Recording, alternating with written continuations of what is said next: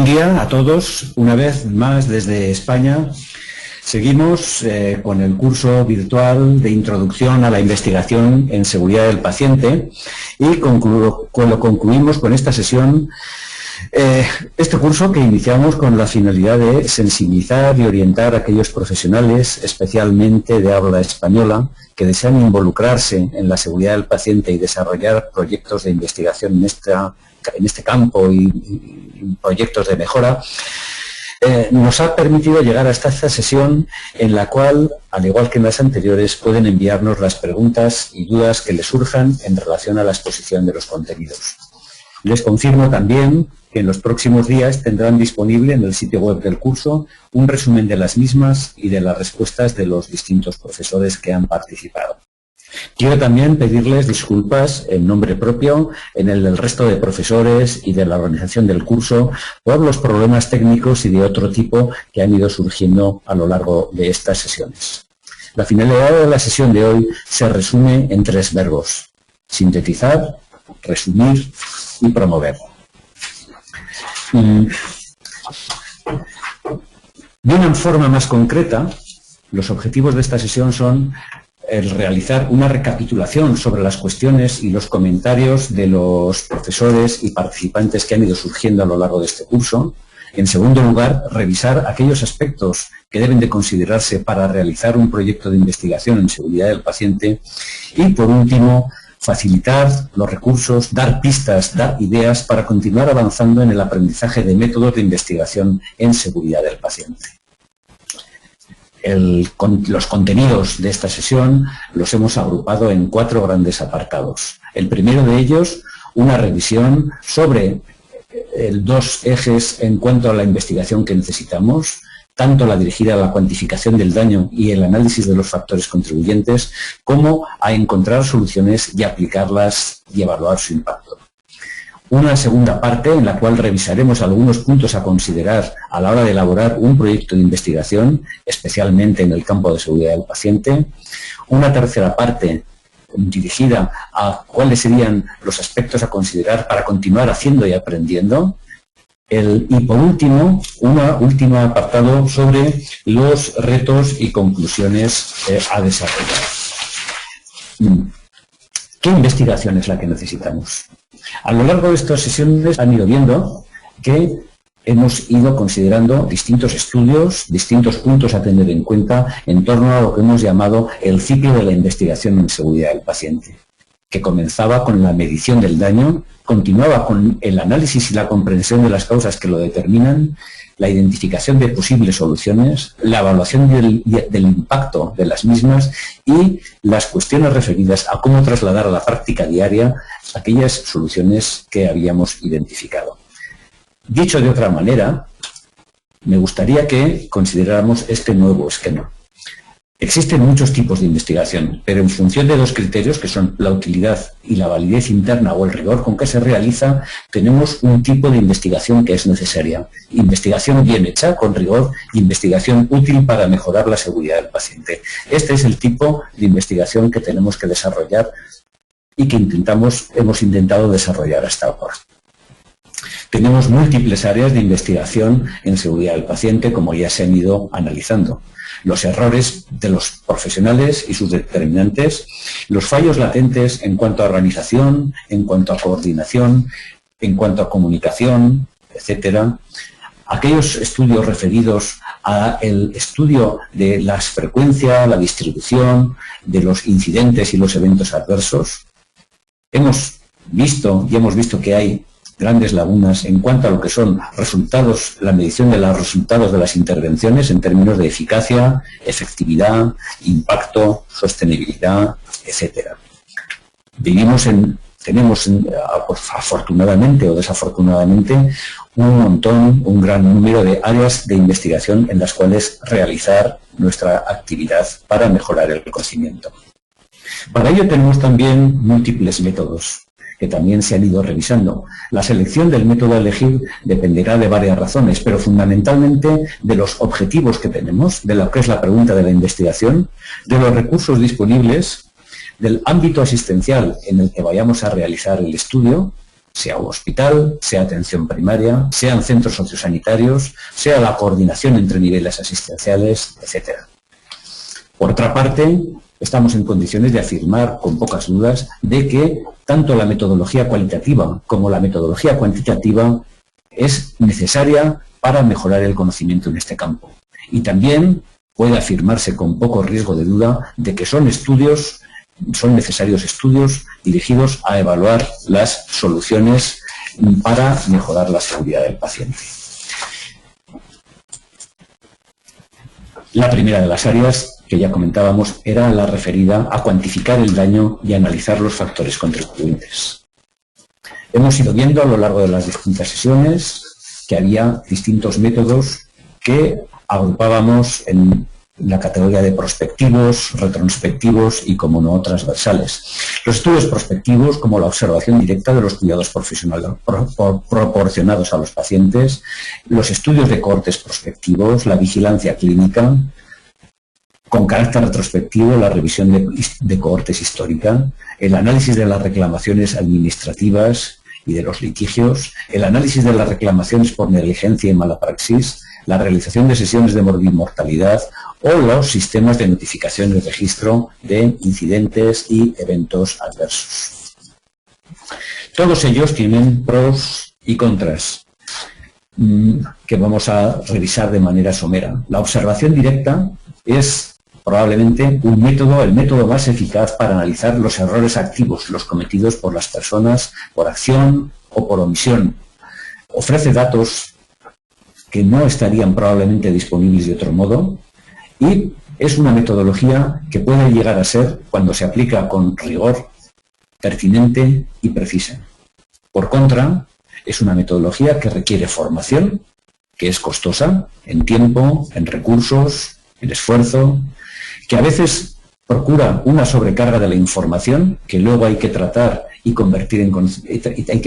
para convertirla en conocimiento.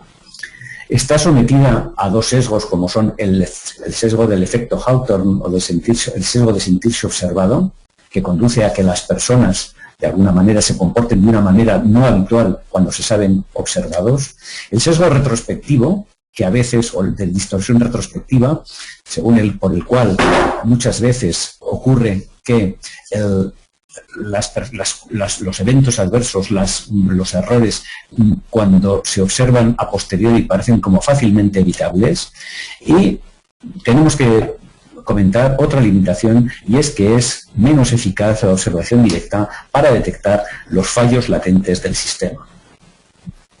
El segundo de los métodos, o los estudios de cohortes y la vigilancia clínica, es una metodología potencialmente precisa para cuantificar los eventos adversos, muy útil para comprobar la eficacia de intervenciones destinadas a reducir la frecuencia de eventos adversos concretos, los referidos a medicación, infecciones, etc.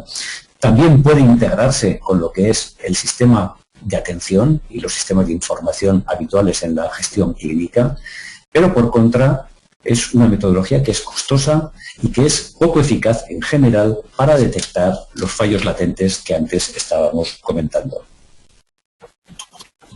La revisión directa de historias clínicas in situ tiene la ventaja de lo que ofrece la disponibilidad de datos, la disponibilidad de información, tiene la ventaja además de ser una metodología de trabajo a la cual los clínicos y personal de enfermería están habituados, pero que por contra presenta las limitaciones de aportar a veces juicios no demasiado fiables en función de lo que está escrito en las historias clínicas. Por contra, además, es una metodología que es costosa en cuanto a tiempo, en cuanto a esfuerzo, proporciona una información a veces insuficiente y a veces existe una falta de información. Muchos de los incidentes relacionados con la seguridad del paciente no constan en las historias clínicas y tienden a constar más los eventos adversos más graves, y se ve amenazada también por lo que el sesgo que comentábamos antes de la distorsión retrospectiva. Las encuestas y entrevistas a los profesionales sanitarios tienen también sus pros y sus contras. Permiten el conocimiento de fallos latentes, ofrecen datos no disponibles de otro modo, incorpora la el conocimiento que proporcionan la experiencia de los profesionales sanitarios y pueden llegar a ser también exhaustivas y aportar información de gran valor. Por contra, también se ven afectados del sesgo de retrospección, que llevaría a pensar que malos resultados se deben siempre a malos cuidados o a mala organización, precisa para ser representativa de una tasa elevada de respuestas y, naturalmente, puede verse amenazada también por un sesgo de información. El análisis de las reclamaciones y las demandas es sugestivo, muy sugestivo para cualquiera que empieza a introducirse en el mundo de los eventos adversos, sobre todo en el mundo de los eventos adversos con daño, de los eventos adversos graves, y tiene también sus ventajas y sus inconvenientes.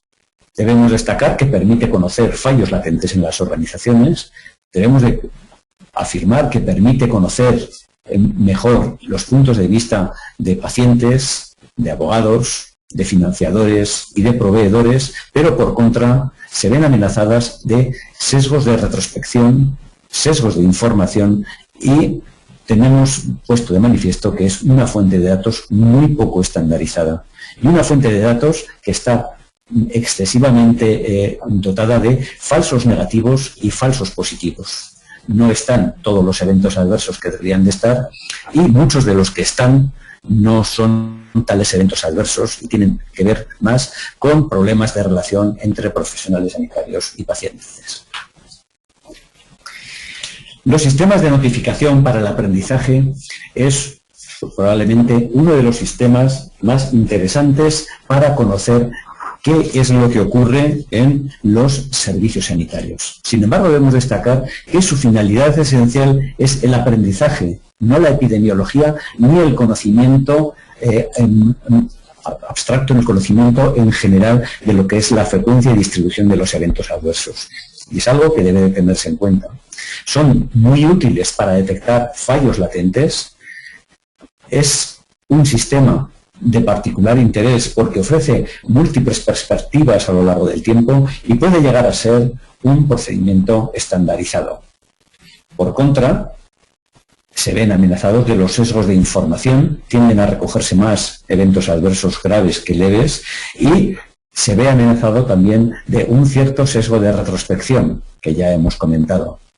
En cualquier caso, e insisto de nuevo, sí, la utilidad de los sistemas de notificación, en general voluntarios, en general anónimos, es el aprendizaje, no la cuantificación de los problemas en relación a la frecuencia y distribución de los eventos adversos. En definitiva, tenemos distintos métodos que pueden ser útiles para medir errores, fallos y sus consecuencias, los incidentes y los eventos adversos. Este esquema, ya antiguo de Thomas y Petersen, permite agrupar de alguna manera los distintos métodos en función de su utilidad principal. Mientras la notificación de incidentes, las sesiones de mortalidad, las autopsias o el análisis de las demandas son más útiles para detectar fallos y errores latentes, los estudios de observación directa o los estudios de vigilancia son más útiles para detectar errores activos y eventos adversos. En relación con el método epidemiológico, me gustaría recordarles también este esquema que les proporcionó hace ya varias sesiones el profesor Aranaz. Probablemente el método prospectivo es el método más sólido, el método más robusto, pero también el método más costoso para investigar todos los factores que contribuyen a la frecuencia y distribución de los eventos adversos. Tenemos alternativas, tenemos los métodos retrospectivos y tenemos también métodos transversales. A través del método retrospectivo, recuerden que se habían hecho estudios como el estudio ENEAS, el Estudio Nacional de Eventos Adversos en la Atención Hospitalaria de España, pero también teníamos estudios transversales como el estudio IDEAS, que se había realizado en el entorno de 5 países de Latinoamérica. La elección de uno u otro dependerá, obviamente, de los recursos, de los fines, de la prioridad que tiene una investigación y del tiempo que tenemos disponible para hacerlos. Nos gusta la evidencia y debemos de considerarla, faltaría más. La clásica pirámide de la evidencia, de los estudios en función del nivel de evidencia, que tiene en su vértice las revisiones sistemáticas y tiene en su base las editoriales, opiniones de expertos, etcétera, tiene sus limitaciones cuando hablamos de cuestiones de seguridad del paciente. Como ya digo, nos gusta, pero es cierto que dentro de los factores que contribuyen a la aparición de los eventos adversos y de los incidentes, contribuyen una serie de factores, fundamentalmente los referidos a factores humanos, a factores de comunicación, a factores de organización, para los cuales este esquema no proporciona a veces la utilidad que nos gustaría y que sería deseable, y que nos hace que no debamos de menospreciar ningún tipo de diseño per se por sí mismo, porque todos pueden contribuir a mejorar el conocimiento de la seguridad del paciente, siempre y cuando se hagan con el suficiente rigor. En resumen, podríamos confirmar que existen distintos métodos para medir y comprender errores y eventos adversos, que todos tienen sus fortalezas y debilidades, que la elección dependerá de la adecuación a la pregunta de la investigación y de los recursos disponibles, y que, en ocasiones, una combinación de métodos puede ser lo idóneo para mejorar el conocimiento y facilitar la efectividad, que no tanto la eficacia, de las intervenciones. Las intervenciones, las soluciones, su aplicación y la evaluación de su impacto son la segunda de las áreas en las cuales tenemos que investigar. Con relación a este aspecto, nos podemos encontrar a la evaluación de las soluciones con dos situaciones.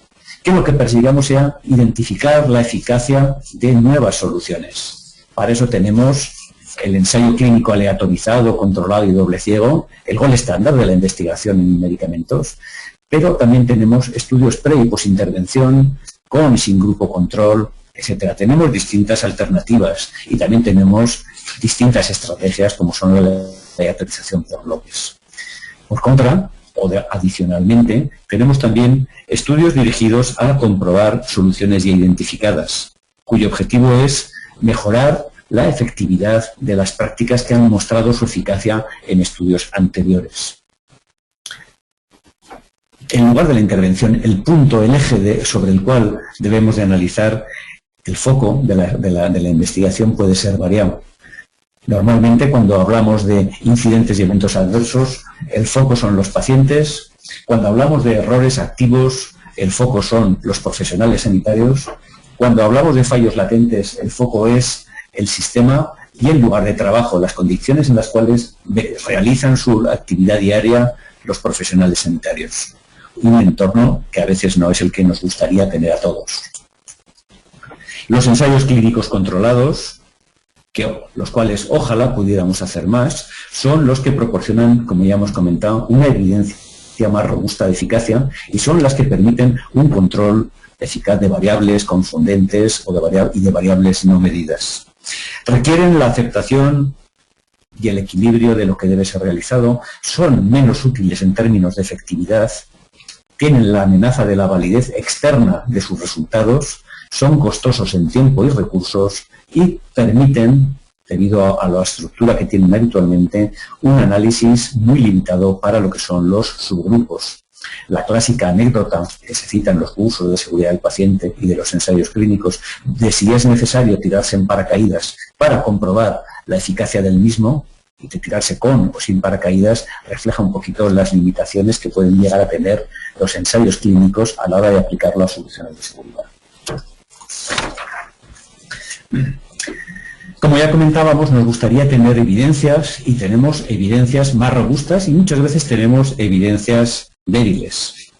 Me gustaría destacarles que la ausencia de evidencia no significa evidencia de ausencia. Y esto es más que un juego de palabras. Esta es la razón de ser de lo que se llama el principio de la precaución en salud pública. A veces es necesario aplicar medidas de las cuales no existen evidencias de su efectividad, evidencias de su eficacia, para tratar de evitar problemas mayores. Tenemos medidas que han mostrado eficacia, una evidencia robusta de su eficacia y de su efectividad en distintos estudios, son suficientemente sólidos, suficientemente robustos, con suficiente calidad metodológica, como son las listas de verificación de la seguridad quirúrgica, el checklist o el quirúrgico, como es la reducción de cargas de trabajo, como son los sistemas informatizados de órdenes médicas, o como son la simplificación de procesos a través de checklists u otros instrumentos como son recordatorios, etcétera.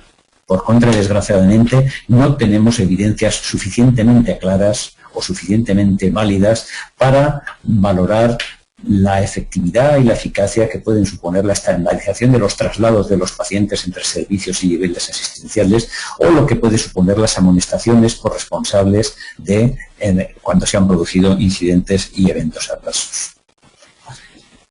Hablando de soluciones y hablando de su aplicación, debemos de considerar algunos aspectos más. Uno de ellos, esencial, es la utilidad que tiene el llamado modelo de mejora del Instituto para la Mejora de la Atención Sanitaria, el IHI, y la utilidad que tiene el ciclo de Deming, el ciclo de la planificación, el ciclo del PDCA. El modelo de mejora, promovido desde el Instituto de la Mejora de la Atención Sanitaria, plantea 3 preguntas que constituyen el eje sobre las cuales deben de girar todas aquellas actividades dirigidas a mejorar la seguridad del paciente. Plantearnos qué es lo que estamos tratando de lograr, cómo podremos saber que el cambio supone una mejora y plantearnos qué tipo de cambios debemos de hacer para lograr mejoras. Son las 3 preguntas que dan entrada al llamado ciclo de Deming, o el ciclo de la mejora continua, el ciclo que consta de las actuaciones de planificar, hacer, comprobar y actuar. No de una manera finalista, sino para volver a planificar, para volver a hacer y para volver a comprobar, siempre en aras de una mejora continua. De igual manera, tenemos que considerar un esquema francamente útil para ver cómo trasladar una práctica segura a la práctica asistencial, queremos decir. Curiosamente, es mucho más fácil generar evidencia que aplicarla. Esto no es algo propio de la seguridad del paciente, sino que es algo de la asistencia, propio de la asistencia sanitaria en general.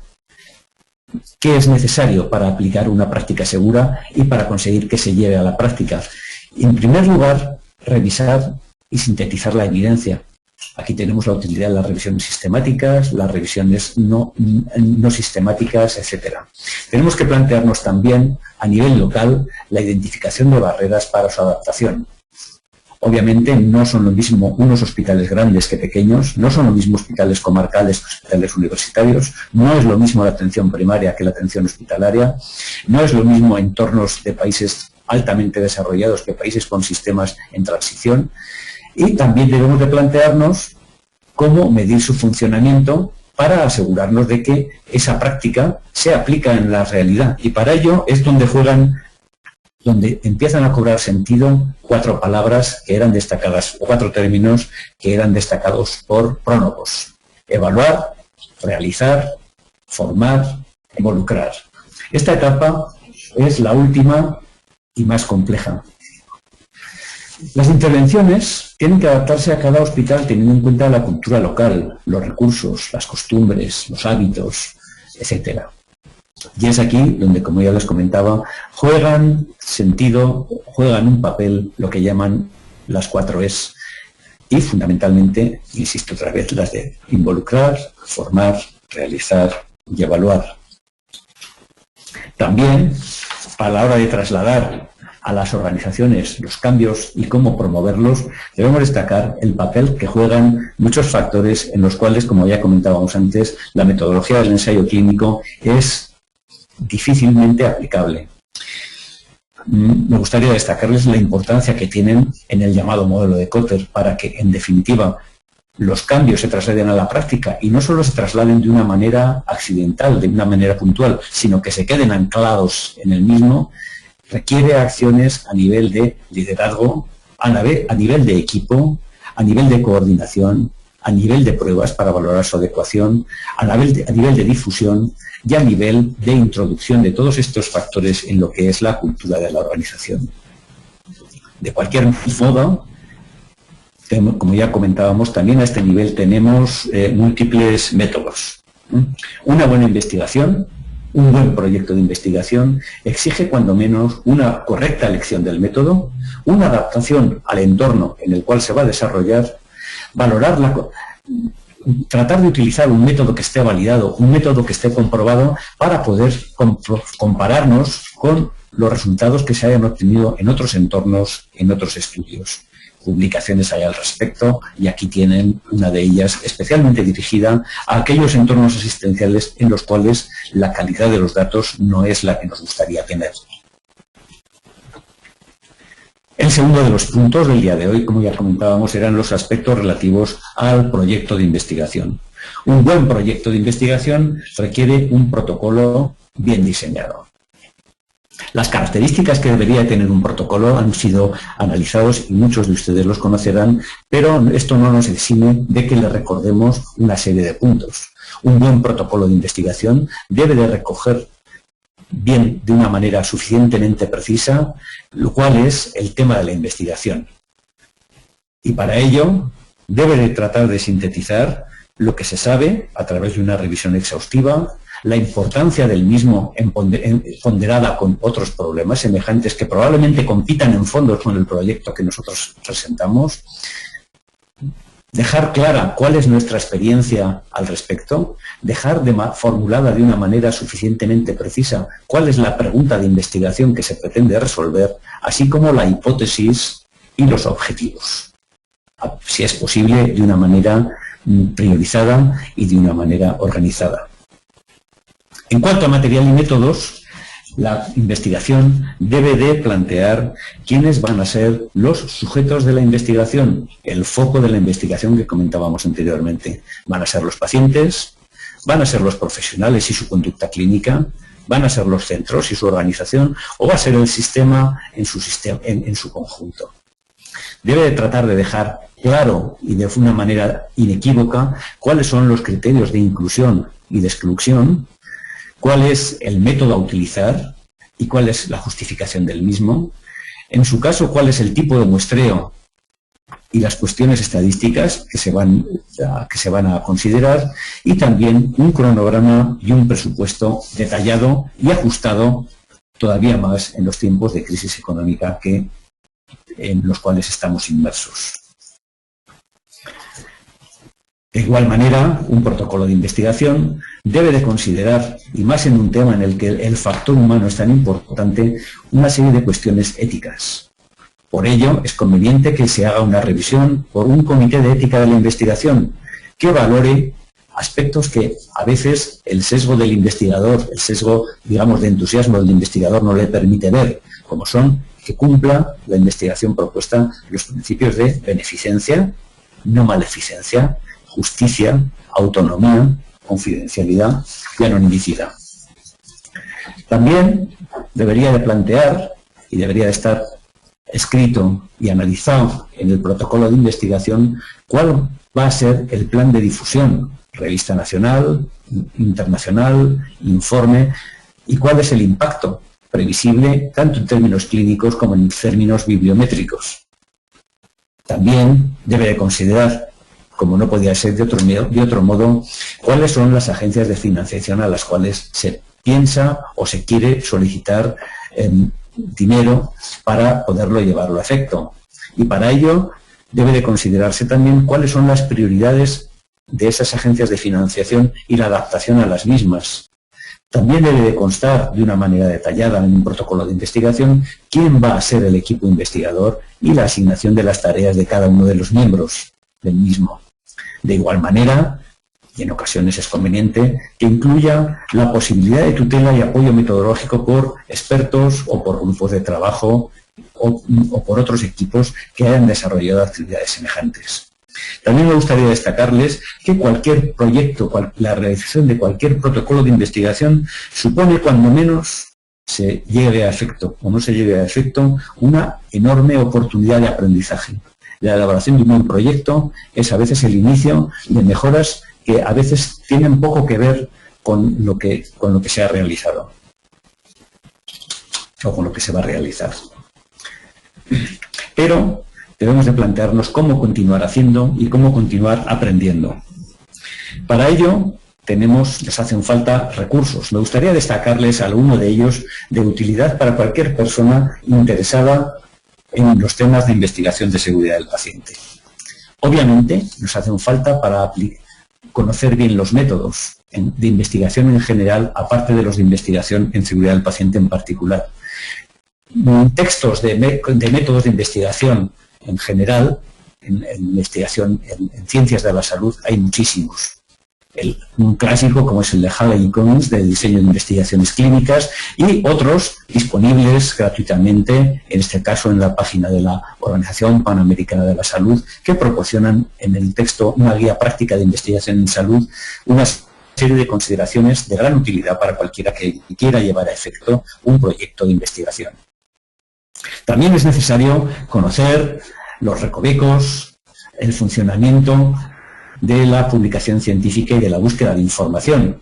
Para ello también tenemos muchos recursos y simplemente me permito recordarles dos.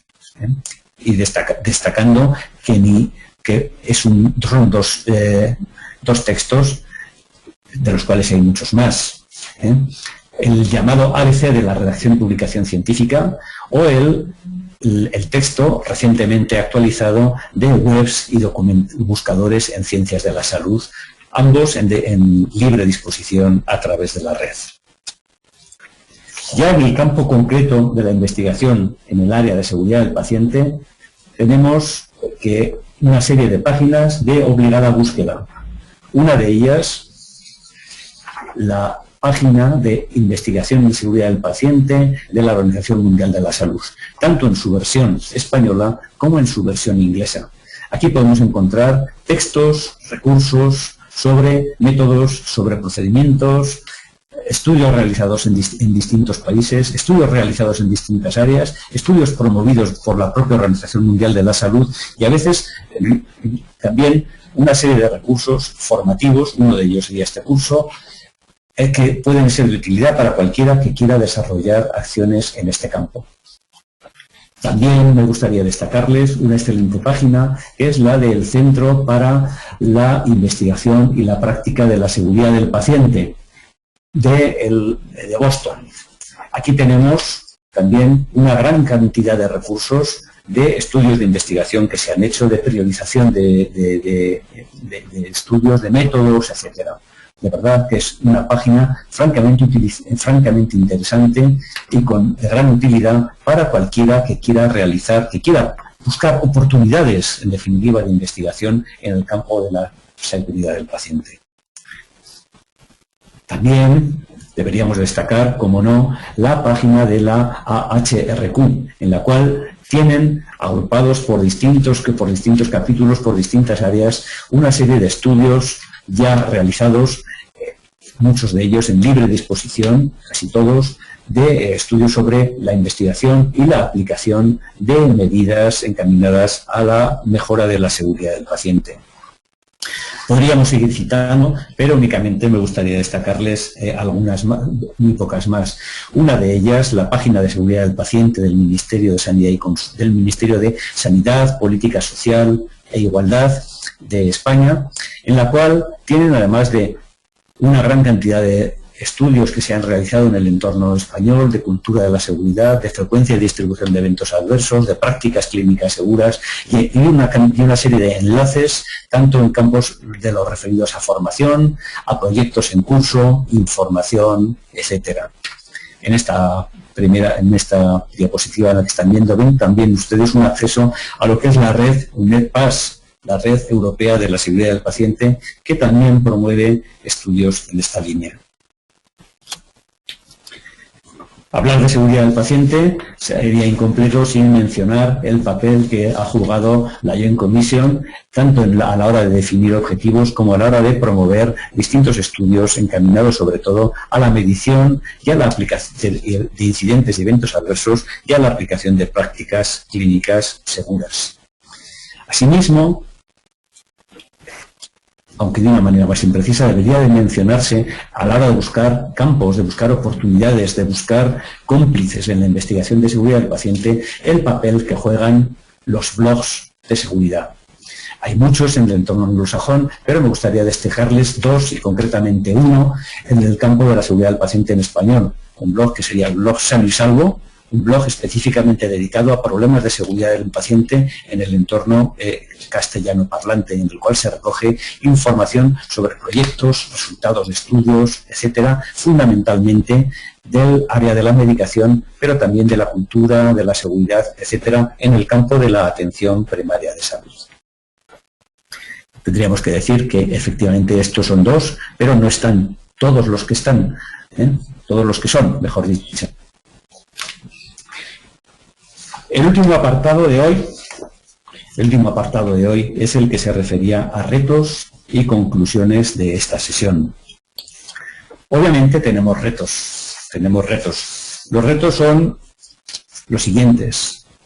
¿Tenemos oportunidades de investigación? Plantéeselo en todos ustedes, seguro que sí, en sus diferentes entornos, en sus diferentes ámbitos, en su diferente función en el sistema sanitario de su país.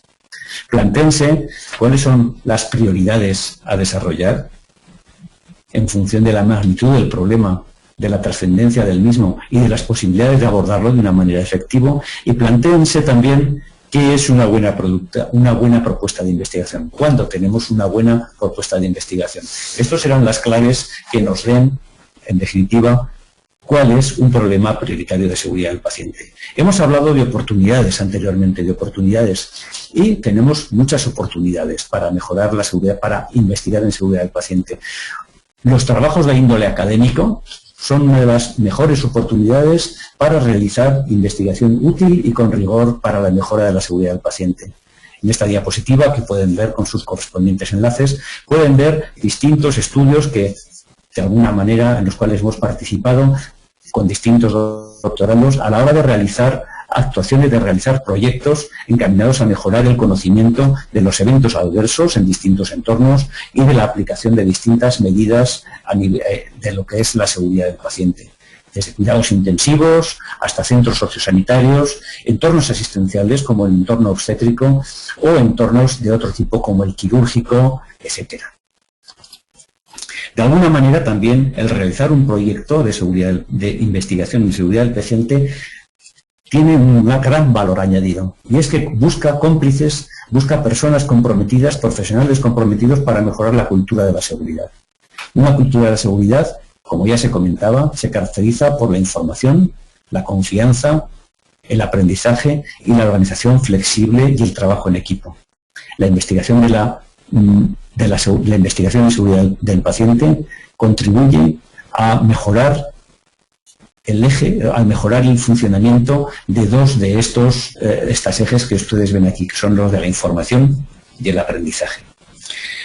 Comentábamos también que es necesario tener una buena propuesta. Y una buena propuesta, que ya lo hemos comentado, una buena propuesta de investigación debe de destacar la necesidad y la prioridad de la misma, debe de incluir una revisión exhaustiva y adecuada a través de una bibliografía referenciada y adecuadamente comentada, debe de tener una pregunta de investigación bien definida, su hipótesis y objetivos, una metodología adecuada a los mismos y a la hipótesis, debe de especificar cuáles son las variantes relevantes, las escalas, etcétera, de una manera suficientemente precisa, justificar el muestreo en su caso, contar con un equipo adecuado y una asignación clara de tareas y responsabilidades, debe destacar el apoyo e interés institucional, así como de expertos al respecto, y sobre todo también debe tener una buena redacción y debe estar ajustada a las normas de la agencia financiadora. Por favor, no utilicen el texto libre. Y, en definitiva, y de una manera subrayada, destacarles que una buena propuesta es aquella que tiene calidad científica y presupuesto ajustado, y una buena redacción. Intentando concluir, me gustaría darles unas pistas de las claves de la investigación en seguridad del paciente. Yo creo que a lo largo de estas sesiones ha quedado manifiesto que la seguridad del paciente es un problema que con diferentes matices afecta y desgraciadamente seguirá afectando a todos los países y entornos asistenciales. Asumiendo esto, la investigación es necesaria tanto para identificar y describir los problemas de seguridad, como desarrollar y probar soluciones seguras, como cuantificar el problema y comprender aquellos factores que determinan su magnitud y su gravedad. Estos factores que son los que contribuyen a que la seguridad del paciente sea una prioridad de salud pública.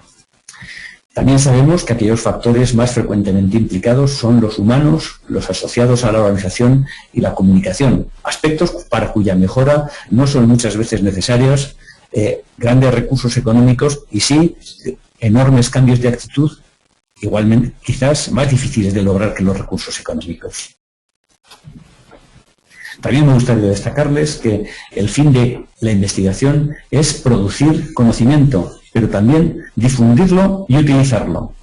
Por todo ello, insisto de nuevo, necesitamos investigación hecha con rigor metodológico y útil para la toma de decisiones. En este sentido, el método epidemiológico y el análisis individual de incidentes y eventos adversos son procedimientos complementarios e indispensables para mejorar. La inseguridad del paciente es un problema crónico de todos los centros sanitarios y, como cualquier patología crónica, como cualquier problema de salud crónico, la seguridad del paciente requiere tratamientos prolongados, podríamos decir de por vida, pero también requieren sobre todo perseverancia en el cumplimiento de dichos tratamientos.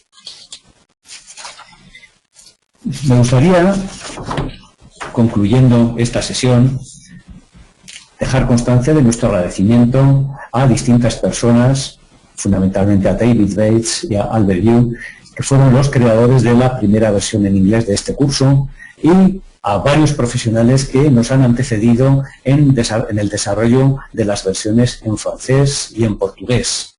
También al equipo de seguridad del paciente, y especialmente a Carmen Auguera, Sorin Bánica, Máquica Ujara e Itziar Larigoitia por su apoyo en el desarrollo de esta versión en español. Y sobre todo, a todos ustedes que nos han escuchado a lo largo de estas sesiones y nos han enviado cuestiones y sugerencias que, como ya les comentaba anteriormente, nos honraremos y nos comprometemos a resolver. Si les parece, en el tiempo que nos resta, podemos plantearnos una serie de preguntas, una selección al menos de las preguntas que ustedes nos han planteado.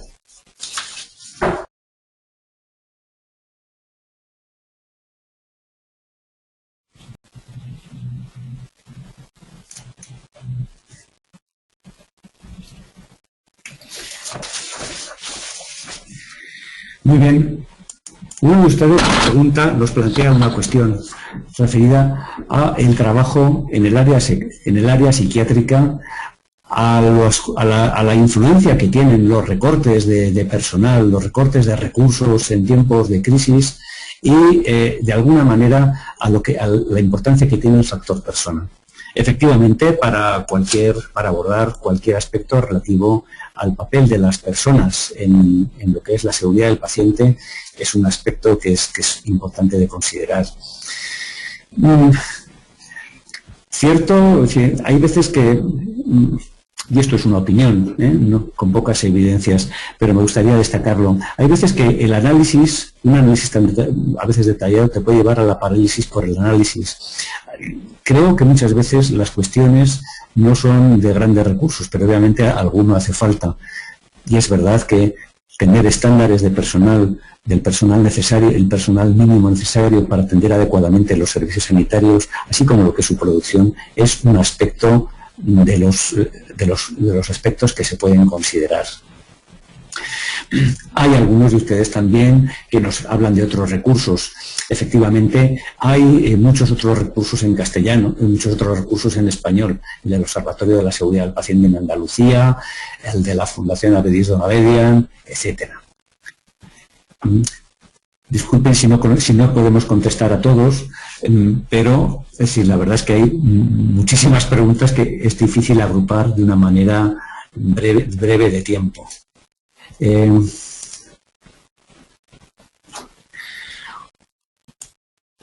Una de las preguntas que ustedes me hacen y que yo creo que es francamente interesante es: cuando un paciente va a ingresar, ¿qué cuestiones les dan más seguridad? Miren, cualquiera que hemos sido pacientes en algún momento perciben claramente cuáles son los factores que le dan a un paciente la percepción de seguridad. Y son fundamentalmente dos. Uno, la confianza que tiene en el profesional sanitario que le atiende, lo que se relaciona con el trato humano, y otro aspecto que también es importante, que es la calidad científico-técnica que tiene ese profesional. Son los dos aspectos que de alguna manera le dan a un paciente más percepción de seguridad. Antes comentábamos, cuando hablábamos de las reclamaciones, de los litigios, etcétera, que tienen que ver como fuente o que se pueden utilizar como fuente de información de la frecuencia y distribución de los eventos adversos. Una sorpresa que alguien, o no tan sorpresa que alguien se lleva cuando revisa las reclamaciones, etcétera, de los pacientes, es que base asistencial, a veces base técnica hay muy poca, y lo que sí que aparece casi siempre por debajo son problemas de relaciones entre el personal sanitario y los pacientes, mucho más que aspectos relacionados con los dispositivos utilizados, con el tipo de intervención, etcétera. Estudios, también me plantean ustedes una cuestión que son estudios que se pueden tomar de referencia en relación con la cultura para incentivar el reporte, la notificación de eventos adversos. Yo le recomendaría que consultaran a este respecto distintos estudios que hay en la página web del Ministerio de Salud, de Sanidad, Política Social y Servicios Sociales e Igualdad de España.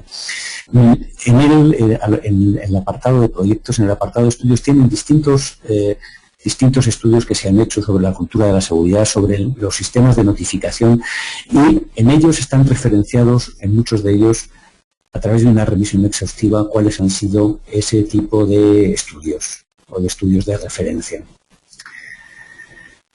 También me plantean ustedes si la seguridad del paciente debería ser un eje transversal de las distintas especialidades o debería de ser una especialidad propia y si debería ser realizada por sanitarios o por especialistas en salud pública.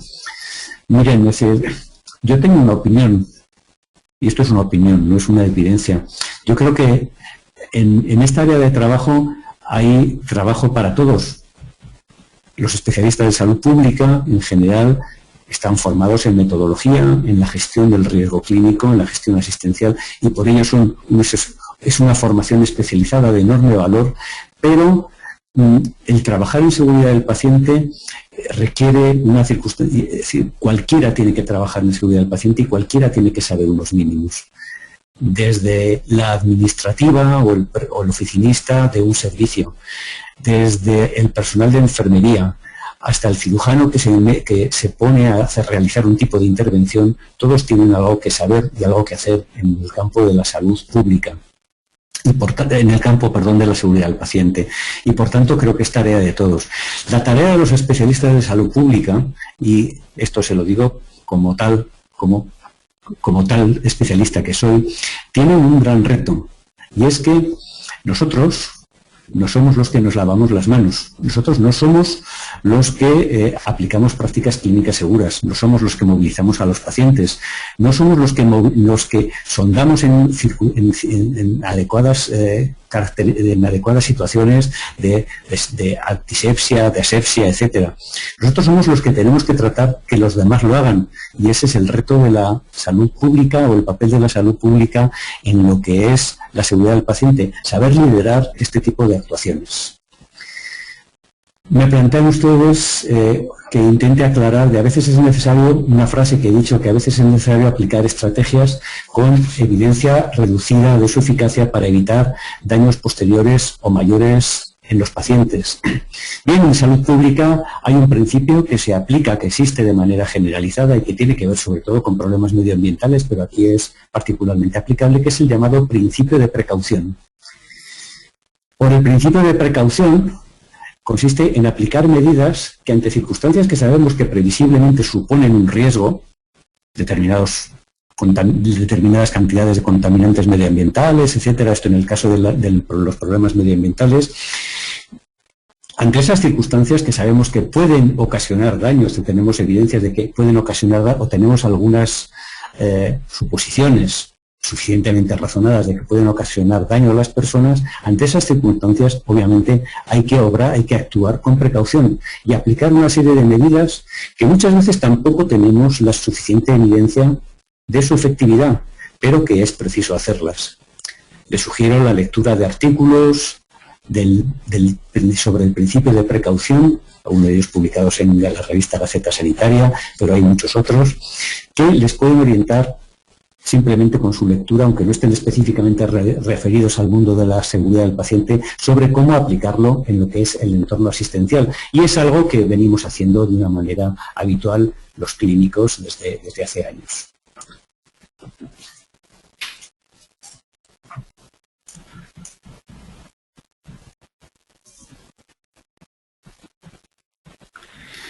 Me plantean otros de ustedes que la investigación sobre seguridad puede concluir en que se debe a falta de aspectos como infraestructura, equipamiento, insumos materiales del sistema de salud. ¿Cómo proponer soluciones? Puede que al final nos queden insatisfacciones. Pues efectivamente, tiene usted razón. Siempre nos quedamos, nunca nos quedamos completamente satisfechos. La verdad es que a la hora de analizar los factores que contribuyen a la aparición de incidentes y eventos adversos, nos encontramos, y esto de verdad que cuando se realiza de una manera exhaustiva se darán ustedes cuenta, con que la mayor parte de las veces no se refieren a problemas de infraestructura y equipamiento, que los hay, o a problemas de recursos o de insumos materiales. Podrán ver que los problemas de comunicación, los problemas de organización, los problemas referidos al trato a las características del paciente son los que están en la base, en la causa raíz o en las causas más profundas, dicho de otra manera, de la mayor parte de los eventos adversos y de los incidentes que vemos en los sistemas sanitarios. Obviamente yo les sugeriría que ante la aparición de distintos factores contribuyentes, empecemos por tratar de solucionar aquellos que son más fáciles o más factibles. Y es la manera de intentar tener un poquito de éxito y buscar de alguna manera la confianza de la organización, la confianza de los pacientes, etc. Yo da tiempo a contestar una pregunta más.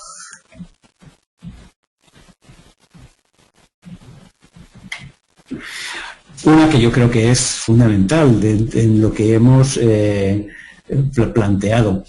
¿Debe ser la investigación de la seguridad del paciente tan estricta como cualquier otro proceso de investigación científica? La respuesta es sí, sin ningún lugar a dudas. La cuestión es el método. Hemos comentado que hay métodos cuantitativos, métodos cualitativos, y que todos tienen su papel. La cuestión es hacerlos de una manera adecuada para intentar resolver la pregunta que nos hemos planteado. Obviamente los ensayos clínicos, lo comentaba anteriormente, sirven de muy poco o es muy difícilmente plantear de una manera en la vida real para analizar problemas referidos a la comunicación entre profesionales, a la comunicación con el paciente, etc.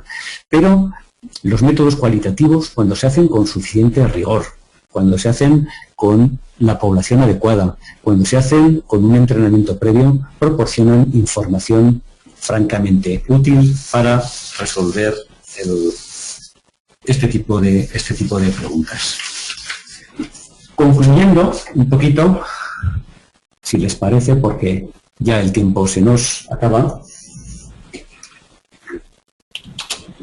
me gustaría destacarles en esta última diapositiva de despedida una frase que probablemente verán ustedes que ha cambiado en relación a otras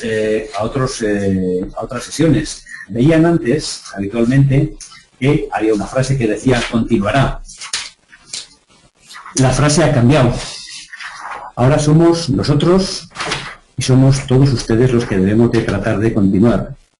Permítame que me despida tanto en nombre propio como en nombre de los demás profesores que me han acompañado a lo largo de este curso, con el título de una canción que quizás conozcan y que está cantada por Joan Manuel Serrat y que tiene por título Hoy puede ser un gran día, y que en una de sus estrofas dice: pelea por lo que quieres y no desesperes en no lo va bien. Hoy puede ser un gran día y mañana también. Creo que todos debemos de continuar porque todos queremos un sistema sanitario más seguro, unos profesionales más comprometidos y unos pacientes bien atendidos e involucrados en su proceso de atención. Hasta siempre y muchas gracias de nuevo. Un saludo.